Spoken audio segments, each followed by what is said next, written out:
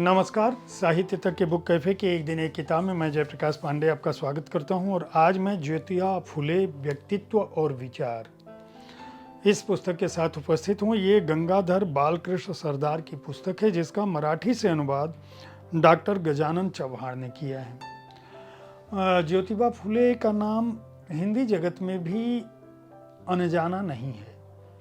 वे एक बड़े समाज सुधारक थे जिन्होंने महाराष्ट्र में वहाँ की जाति व्यवस्था, वहाँ की सामाजिक व्यवस्था, वहाँ की धार्मिक व्यवस्था को एक तरह से अपने जीवन और विचारों से झकझोर दिया था। गंगाधर बालकृष्ण सरदार ने मराठी में इस पुस्तक को लिखा था और यह पुस्तक इस बात को बताती है कि ज्योतिबा फुले के व्यक्तित्व का गठन किस रूप में हुआ और किस तरह से उन्होंने अपने जीवन काल में अपने सामाजिक कार्यों से अपने समाज को एक गति दी। केवल समाज को ही नहीं बल्कि जितने भी दलित और पिछड़े थे या वे लोग जो कामगार थे या वे लोग जो धार्मिक रूढ़ियों का शिकार थे, उनको न केवल एक दृष्टि दी, शिक्षा दी, बल्कि साहित्य के साथ साथ उनको सार्वजनिक सत्य धर्म, बंधु भावना, सामाजिक न्याय व समता, राजनीतिक दृष्टिकोण, गुलामी का विरोध, कृषकों की स्थिति में सुधार, सबके लिए शिक्षा की राह, राष्ट्रीय एकता और शोषक त्रयी के विरुद्ध संघर्ष का परचम दिए फैलाया था। उन्होंने अपने जीवन से, अपने दृष्टिकोण से महात्मा की उपाधि हासिल की थी और उनकी स्थिति यह थी कि 1977 में जब ज्योतिबा फुले पर व्याख्यानमाला हुई तब इस ग्रंथ की परिकल्पना गंगाधर बालकृष्ण सरदार ने की और उन्होंने यह कहा कि महाराष्ट्र का जो मूलवर्ती समाज है वहाँ परिवर्तन संबंधी जो भी आख्यान हैं उनके पीछे कहीं न कहीं ज्योतिबा फुले के विचार और दर्शन का प्रभाव था। उनका मानना था कि जो भारतीय समाज है, जो महाराष्ट्र का समाज है, वह इसलिए इस तरह से शोषण का शिकार है क्योंकि हमने अपने समाज को जाति और वर्ण के आधार पर बांट रखा है। शिक्षा का कोई प्रसार पिछड़ी जातियों, खासकर दलित जातियों में नहीं है।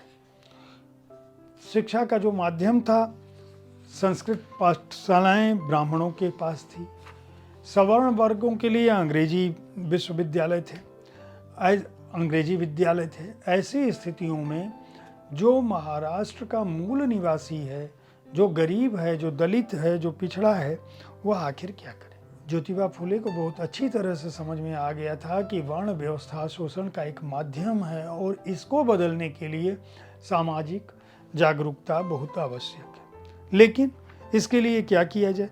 भारतीय वर्ण व्यवस्था में वर्णाश्रम के चलते ज्योतिबा फुले धीरे धीरे हिंदू धर्म से इतर देखने लगे। उनके जो विचार हैं वह ईसाइयों से प्रभावित होने लगे और उन्होंने एकेश्वरवाद की तरफ अपना ध्यान बढ़ा दिया और एकेश्वरवाद के लिए उनका कहना था कि हमारा जो निर्माता है वह समस्त आकाश में विस्तीर्ण है, अनंत है, उसी ने सूर्य और दूसरे ग्रह बनाए।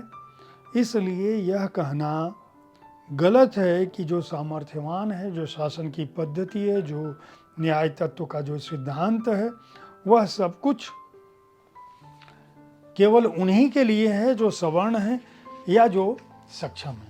उनका कहना था कि ये जो ब्राह्मणवादी व्यवस्था है वह दरअसल अधर्म का प्रतिनिधित्व करती है, शोषण का प्रतिनिधित्व करती है।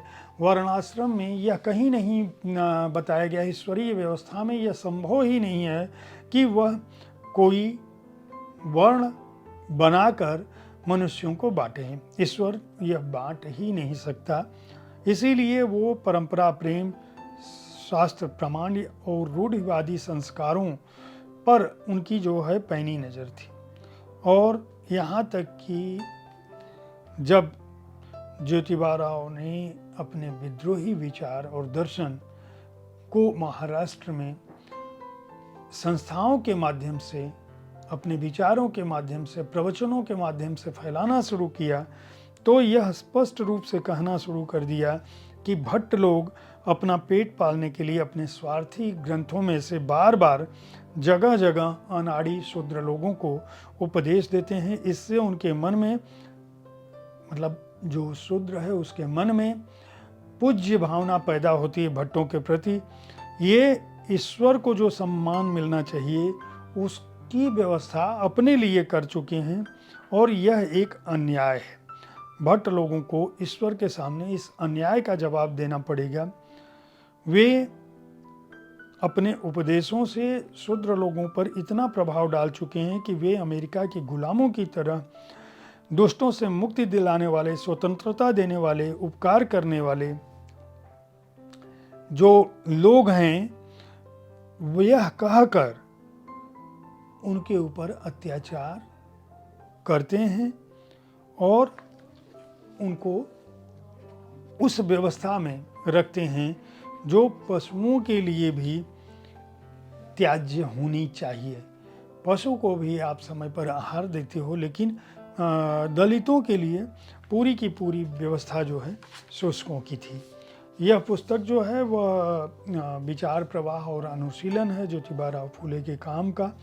युग और परिस्थितियों में भले ही अंतर हो गया हो, लेकिन ज्योतिबा फूले के व्यक्तित्व और उनके विचार ने लगातार महाराष्ट्र को और महाराष्ट्र के साथ साथ समूचे भारतवर्ष को प्रभावित किया है। एक ईश्वरवाद की जो उनकी अवधारणा है, या जो हितकारी समाज की जो उनकी कल्पना है, सर्व समाज की जो उनकी कल्पना है, उनका जो उदार मता विचारधारा है, उस पर यह पुस्तक एक अनूठी दृष्टि डालती है।